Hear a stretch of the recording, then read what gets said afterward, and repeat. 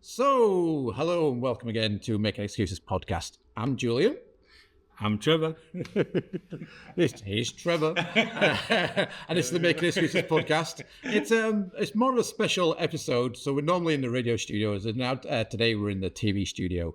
The reason we're in the TV studio because we've done a bit of exterior filming. What filming have we done, Trevor? And maybe I can give you a clue with my Transformers t-shirt. Clue on that t-shirt. So yes, so normally when you've had a weekend off, people say, "What did you do this weekend?" Well, why don't you watch to find out?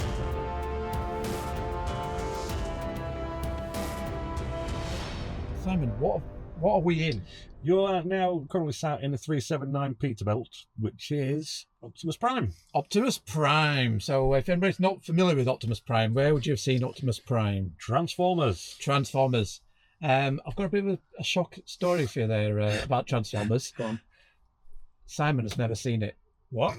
I've never watched the film. Right, see you later. So, Coming, guys. It's been a pleasure. spent the day driving Optimus Prime. I drive all this, logos of Optimus Prime. It's plastered everywhere. Everybody's asking you for a photograph with you in the vehicle, but you've never seen the film. I've never seen the film. So how come you look all excited when everybody comes over? The truck just makes you smile. Does. It's just iconic. It's the long-nosed Peterbilt. Bang for your buck, yeah. Yeah. It does give people the smiles. I mean, how people haven't got car accidents on the way here, I have no idea, because people were not concentrating on the road. My driving wasn't that bad. It wasn't your driving, but I think they were just shocked with everything that was going on. Yeah, it pops around the corner and there it is, yeah.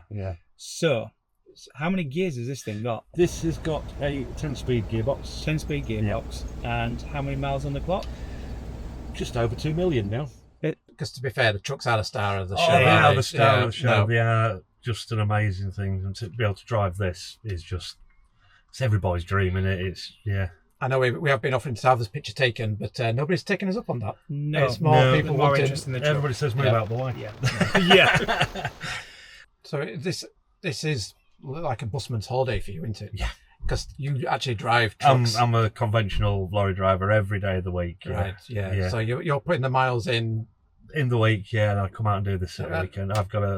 You've got a problem. I've got a problem with I didn't want to say it, Simon. I didn't want to say it, but yeah. I do have a problem with truck driving. Truck driving is a big addiction. My dad told me many years ago, Simon, stay away from lorries. So he goes and gets me a job as a lorry mechanic when I left school. And the rest is history. I'm just driving lorries, and I love it. I love every minute of it. They do say it's a particular type of person that does truck driving. You've got to have a particular sort of mental state. There is tablets available for that.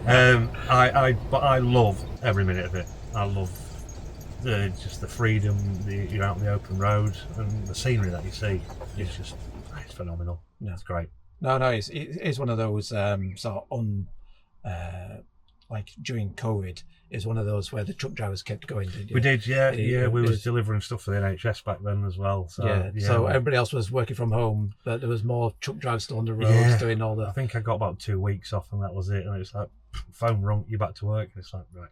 Yeah. So not only in the movies is it the truck drivers, these trucks drive themselves, but normal people's day-to-day activities, the truck driver is an unsung hero, aren't you? Everything that you have has been on the back of a lorry at some point in its life. So But no, it's like I say, round of applause for Simon. Thank you very much. And you did a good job. There were no injuries. You've got to get it back home. I couldn't transform because obviously it's bank holiday Monday. I couldn't get it to transform, could I? No. Too many people about.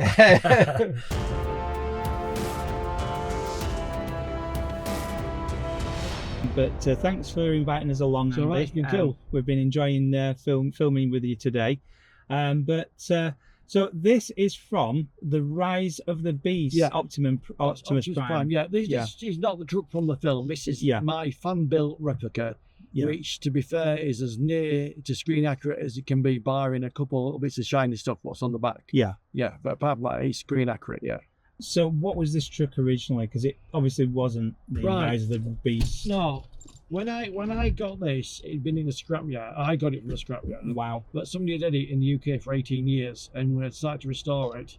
And then I'm not sure. The story was that the guy become poorly, and it got left, and then bits went missing, and so I knew of the truck for probably 10 years. I knew of its existence in the country because when you've got an American truck, you know everyone else who's got one, or you know where there is one in someone's field, yard, scrap, whatever. And so I knew about this. And because there's only 3 Freightliner FLT86 in the country, and this was obviously one of them, and the other 2, I know he's got both of them, they'd never ever sell them. So I'd have had to import one from America to make it into this Optimus Prime. Well, this was the best option. Yeah. But then once I got it started and got it to run, instantly everything kicked off and it started to happen then. So within like 6 months, it was at this stage. And originally, because I worked for Hasbro driving their Optimus Prime truck, which was their official truck, the theory was I was going to get a contract from them and they would use my truck as the vehicle from the new film that was coming out.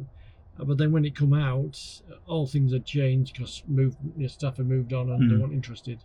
So that never happened. But I wasn't bothered because I wanted the truck anyway. So so because I drove their truck, as in I did all the promotions for the new movies, went to the premieres, went and was filming and stuff. But when last year they said, "Oh, we're not doing it anymore now," as in that's it, it's run its course. But they wouldn't sell me the truck, which was quite disappointing. But they wouldn't sell it to anyone else either. Right. So no one else has got it. And they did say to me, if and when we decide what we're going to do with the truck, you'll be the first person to know. When you've driven something for 18 years, you have got a bit of an attachment emotionally, and especially with being Optimus Prime and the fact I'd spent every summer for all them years, apart from lockdown, going for 6, 8, 10 weeks to every festival event, and a lot of times I'd obviously slept in the truck. So it's more than just a truck, it's like your friends sort of thing. Yeah. No 2 one are the same. They're all different. They've got the squeaks and the knocks and the funny steerings and the little quirks. But when you're used to them, it's like part of driving it. But when you do drive them, you treat them with a lot more respect than a normal vehicle. And you do spend a lot of time looking at gauges and listening, and a slight bit of a different noise or a knock. Aware. You're into, oh, what's that? And panicking, thinking, oh, something's not coming loose. And it's almost like the vehicle's got its own personality in itself, hasn't it? You know. But what these old vehicles, because it's old technology, not like these modern things, they've got what like a Lancaster bomber or a B-17 bomber had in the Second World War. They've got your own technology. They've got that limp mode where you can just get home on a wing and a prayer, as it's called them days. But you can always somehow nurse them home with a bit of wire and some tape and a few tie wraps. If something's happened, you can normally get it to come home. Yeah. How many miles did you say was on this clock? About 1.8 million this one's done. So she definitely knows her way around. When I bought this, I found some documents in some of the cubbyholes and stuff, and it had been in New York for quite a few years before it obviously came to the UK. So it actually worked in New York delivering. Wow. So I found receipts for parts and stuff in and around New York. So that's where it came from originally. The sad thing is you never ever really able to find out who the original owner was or the person who drove it, for no other reason, just to send them a message saying, I'm just letting you know I've got your old truck and I'm looking after it. Yeah, imagine that. My Peterbilt, I've tried to contact the original owner from that, and I've just come, and for no other reason, just to say I've got your truck and I'm looking after it and it's in good hands. And 1.8 million miles away. 18 years later, living in the UK. It'd be a dream for them. Fantastic. Yeah. Well, thank you ever so much. It's all right. It's been honestly, cool. Yeah. It's been great to see you again. And do you think he was going to end up at double digits with these trucks? I don't think. No. I don't think. I say if Hasbro's watching, we want that truck, and we'll do a video for that truck as well. I mean, next project after the one what's coming next, I'm sort of thinking of getting a Western Star, which is from the Age of Extinction, which is the newest shape of all. Whether I'll get one, I'm not sure.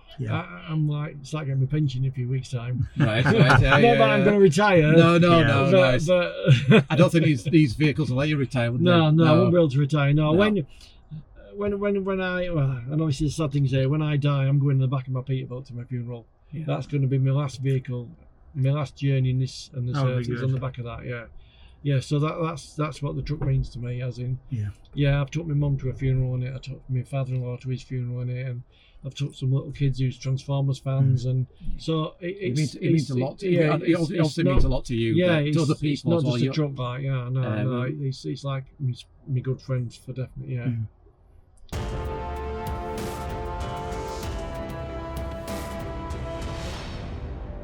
We're tightly packed in. We've been in trucks. We're now in Bumble Bee, which isn't a truck. And we are joined by... Paul. Hello. Paul. Hi. Yep. So, Paul, you didn't fancy a truck? Well, I would have liked one. I don't have a license, Oh. unfortunately. So, car it is. If we speak to Andy, I'm telling you, if we have a sweet word with Andy, I don't know how much a license costs, but I'm sure it's up for another driver. But what made you get Bumble? This is your car, isn't it? Yeah, it is. So what made you get Bumblebee? Yeah, in my youth, back in the day, Transformers was one of my favourite toys. So I had all of those. And then when they rebooted the franchise in 2007, obviously they made the new film, of which this car is kind of from. And up until that point, despite being a car guy, I'd never seen the new Camaro in any of sort of like the prototype versions or anything like that. So the first time I saw it was on screen, and I thought it looked amazing. And I thought if they do actually make that as a car, one day I'll buy one. And that's where we are now. So when you originally got this car, was it yellow? Yes. And was it already sort of partially looking a bit Bumblebee-y? Yes, it was. That's right. So what have you done since then? I've added a few bits and pieces. So with the Camaro, you can get what's called a Transformers pack, or you could buy it as a Transformers edition, and that had the stripes on the bonnets, but they were with it when I bought it.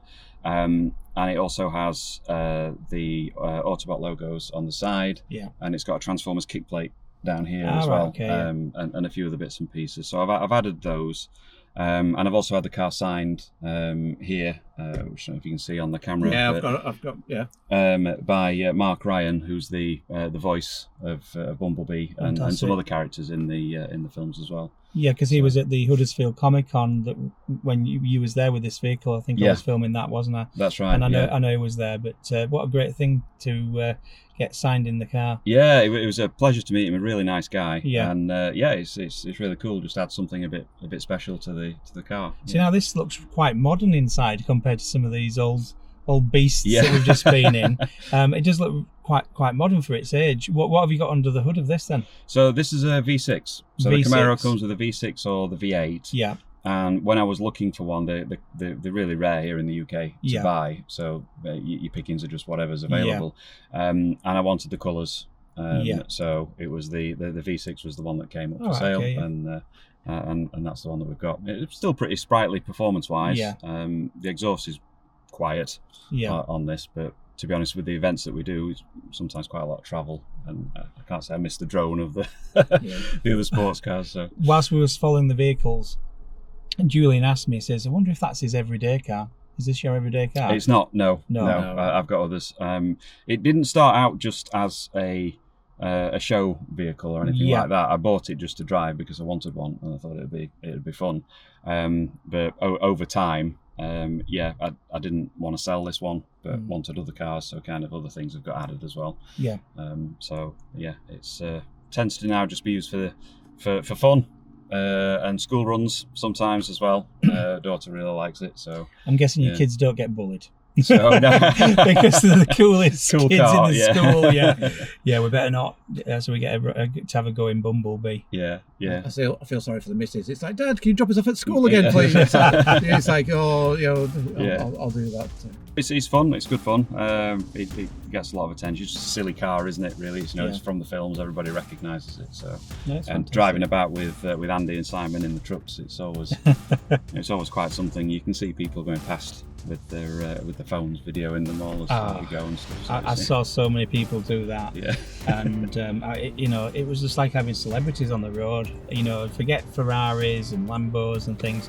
This is what people want to see. None of that. So and it's just fun, isn't it? They're just fun cars. So people like them, smile. And it's nice to share them with people. Yeah, going to events and things like that with them. So. I suppose if you ever get into a car like this or a truck like that, and you're not smiling when you're driving it, then it's time to give it up. Yeah, absolutely. Yeah, and it's hard not to. It's just so much fun. People like them. Kids love them. Yeah, and it's nice to be able to share that with people. Maybe inspire them for when they grow up and want to drive cars and stuff. So is your daughter going to be allowed to drive this? Oh yeah, I'm quite happy for her to drive it when she's 14 now, so she's got a couple more years. Yeah. But yeah, if she wants to, she's more than welcome. Well, to. you know, we've got cameras recording this. Yeah. So if you're watching, Dad said yeah.